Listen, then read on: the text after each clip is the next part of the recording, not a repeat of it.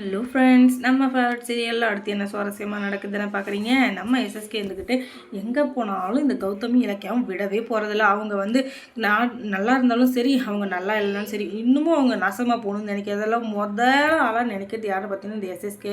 அதனால தான் அவங்க எங்கே இருக்காங்க, எப்படி இருக்காங்க அப்படின்னு சொல்லிட்டு தெரிஞ்சுக்கணும் ஆர்வத்தில் ஒரு சிபிசிஐடி, அதாவது இந்த ஸ்பைன்னு சொல்லுவாங்களே, அவங்கள வச்சு எங்கே போயிருக்காங்க, என்ன பண்ணிட்டு இருக்காங்க அப்படின்னு சொல்லிட்டு விசாரிக்க சொல்கிறாங்க. அது மூலிமா அவங்க எங்கே இருக்காங்கன்னு தெரிஞ்சு போச்சு. அங்கே 4 பேர் தங்கியிருக்காங்க. ஆனால் யார் யாருன்னு தெரியல. இவங்க 3 பேர் இருக்காங்க. அவங்களுக்கு அடைக்கலம் கொடுத்தது யாருன்னு தெரியல அப்படின்னு சொல்ல, என்னடா இது, இவனா ஒரு ஆளுன்னு சொல்லிட்டு இவனுக்கு யாரா தங்கத்துக்கு இடம் கொடுத்தாங்க அப்படின்னு சொல்லிட்டு பார்த்தா, கடைசியில் அவளை இன்னும் கொஞ்சம் டீப்பாக விசாரிச்சதுக்கு அப்புறம் தான் தெரியுது அவங்க வீட்டில் வேலை செஞ்ச ரேவதின்னு சொல்லிட்டு. அடப்பாவீங்களா, இவளும் போய் இவங்கள தேடி வந்திருக்கானா, இல்லை இவன் அவளை தேடி போனானா, என்ன ரகசியம் ஒன்றுமே புரியலையே. அதுவும் இல்லாமல் அந்த ரேவதி நம்மளுடைய ஏதோன்னு சொல்லுவ, நமக்கும் அவளுக்கும் பிரச்சனை இருக்குது. ஆனால் அவகிட்ட போய் இவங்க எதுக்காக சரணடைஞ்சிருக்காங்க, என்னன்னே ஒன்றும் புரியலையே. அவகிட்ட போய் எதுக்காக அடைக்கலம் பண்ணாங்க ஒன்றும் எனக்கு தெரியல அப்படின்னு சொல்லி மூளையை பிச்சுட்டு இருக்கேன். அதுக்கப்புறமா மறுநாள் இந்த கௌதம் வந்துக்கிட்டு ஒரு கம்பெனிக்கு போகிறாரு.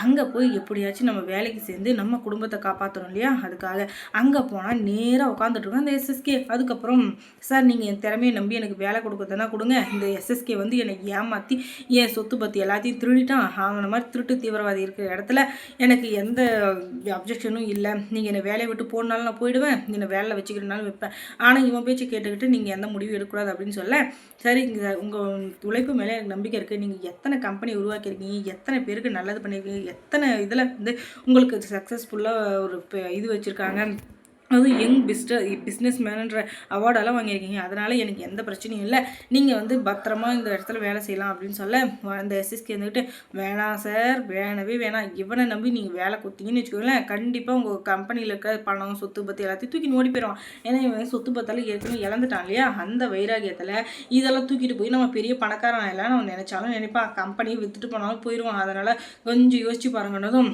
உடனே வந்துச்சு பாருங்கள் இந்த கௌதம்க்கு கோபம். ஆனால் என்ன பண்ணுறது, கொஞ்சம் அமைதியாக இருக்கும் அப்படின்னு இருக்கான். இல்லை சார், இவர் சரியான மூலக்காரர் சார், இவர் நம்ம கம்பெனியில் வேலை செய்து நமக்கு தான் பெருமை, இவர் நல்ல இடத்துக்கு நம்ம கம்பெனியை கொண்டு போயிடுவார் அப்படின்றதும் கொண்டு போயிடுவான். பெரியவன் அப்பம் பேர் கூட தெரியாத ஒரு மூதேவி, இவனாம் ஒரு ஆளுன்னு சொல்லிட்டு ஊர் பேர் தெரியாதவனை வேலைக்கு வச்சுன்னு வச்சுக்கேன், கடைசியில் நீ தான் நடுத்தெருவில் வைக்கணும் அப்படின்னு சொல்ல, அவ்வளோ நேரம் அமைதியாக இருந்த நம்ம கௌதமுக்கு சரியான கோவம் வர அவனை தூக்கி போட்டு மெரிக்கிறாங்க. ஏன்டா டேய், நான் உனக்கு என்னடா பாவம் பண்ணேன், ஏன்டா என்னை இப்படி சாவடிக்கிறேன், நான் உண்டு என் வேலை ஒன்று நின்றாலும் எங்கே போனாலும் என்னை பிழைக்கவும் என்ன ஏதாச்சும் வம்பில் கருதி உனக்கு வேலையாக போச்சு, ஏன்டா என்னை இப்படி சித்திரவதை பண்ணுறேன், நான் என்ன பண்ண உனக்கு, நான் உண்டு என் வேலை உண்டுன்னு இருக்கேன், என்ன எப்போ பார்த்தாலும் சீண்டின்னு இருக்கேன், அதுவும் இல்லாமல் என்னை அப்பம் பேர் தெரியாதுன்னு சொல்லிட்டு எப்போ பார்த்தாலும் சொல்லிட்டு இருக்கேன், ஏற்கனவே உன்னை ஜெயிலுக்கு அமிச்சு உன்னை மூஞ்சி முகரையெல்லாம் உடச்சினு அதெல்லாம் பத்தலையா, மறுபடியும் ஏன்டா என்னை இது பண்ணுறேன்னு சொல்லிட்டு சட்டையை பிடிச்சி கரன்னு கழுத்தை நெருக்கி அந்த நேரத்தில் அந்த இடத்துக்கு எப்படி இலக்கியா வந்தாங்கன்னு தெரியல, இலக்கியா காப்பாற்ற ஒரே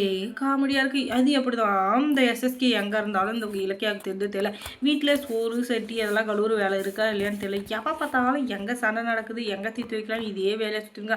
இதே மாதிரி நான் எங்கள் வீட்டிலேருந்து போனேன் வச்சுக்கேன், எங்கள் மாமியாரும் சரி எங்கள் வீட்டுக்காரர் சரி தொடப்பக்கட்டையை தூக்கின்னு பின்னாடியே வந்துடுவாங்க, என்ன உனக்கு வேலை எப்போ பார்த்தாலும் சொல்லிட்டு. ஆனால் இந்த கௌதமும் சரி இந்த இலக்கியாவும் சரி கொஞ்சம் கூட இது இல்லைங்க, எப்போ பார்த்தாலும் சண்டை போடுறது, அதை தீர்த்து வைக்கிறது, சவால் விடுறது, இதே வேலையை சுற்றிங்கிறாங்க. வீட்டில் சோறு செய்கிறது, குழம்பு செய்கிறது, சாமான் கழுவுறது, விடுப்பு இருக்குது, இந்த வேலையெல்லாம் இல்லையாட்டம் எப்படி தான் இப்படியெல்லாம் சுற்றிட்டு இருக்காலும் தெரியல. அதுக்காக நான் அவளை குறை சொல்ல, அவள் ஒரு சிங்கப்பெண் தான், ஆனாலும் கொஞ்சம் அடக்க உடக்குன்ற கொஞ்சம் இருக்க வேணாம். அதை விட்டுட்டு எப்போ பார்த்தாலும் ஊரை சுற்றிக்கிட்டு அஞ்சலி தான் இருக்கா, யார் வீட்டை கெடுக்கலாம் ஒழிக்கலான்னு இருக்காளே தவிர இவ்வளோ மாதிரி ஊரை சுற்றிட்டு இருக்கா. அவளும் இது மாதிரி வீட்லேயே இல்லை, இப்போ வந்தால் வீட்டில் சண்டை போடுறா, இல்லைன்னா அவங்க இருக்கிற இடத்துல சண்டை போடுறா, இல்லைன்னா அவள் பாட்டுக்கு அமைதியாக தானே இருக்கா. அதை விட்டுட்டு என்ன அங்கங்கே போய் சண்டை போடுறது, கொஞ்சம் கூட அடக்க உடக்கமே இல்லை போங்க.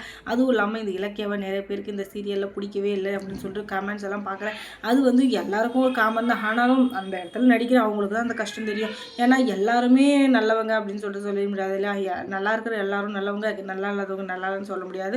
அவங்களோட சுச்சுவேஷன் யாருக்கு பிடிக்கும் பிடிக்காது அப்படின்றது அவங்களோட விருப்பம். அதனால் அதுக்காக நடிக்கிறவங்கள நம்ம நடிக்கூடாதுன்னு சொல்ல முடியாது இல்லையா. உங்கள் திறமை காட்டதான் எல்லாரும் வந்திருக்காங்க, அவங்களுக்கு பிடிக்காது உங்களுடைய இதுதான் கமெண்ட் தான், அது உங்களுடைய தனிப்பட்ட கருத்து. அதுக்காக அவங்கள அசிங்கமாக பேசுறது இதெல்லாம் எதுக்குங்க, அந்த இடத்துல போய் நடித்தாதான் அவங்களுக்கு அந்த கஷ்டம் தெரியும். டைரக்டர் அப்படி ஒரு சீனை கொடுத்துருக்காங்க, அதை தான் அவங்க நடிக்கிறாங்க. அதை விட்டுட்டு அவங்கள போய் என்னதுக்கு என்ன சொல்லிக்கிட்டு. அதுக்கப்புறம் இலக்கிய சீரியலில் என்ன சுவாரஸ்யமாக நடந்திருக்கும் நீங்கள் தெரிஞ்சுக்கணுன்னா நம்ம சேனலில் சப்ஸ்கிரைப் பண்ணுங்கள், அதோட பக்கத்தில் இருக்க அந்த பெல் ஐக்கானையும் கொஞ்சம் கிளிக் பண்ணி விடுங்க. தேங்க்ஸ் ஃபார் வாட்சிங்.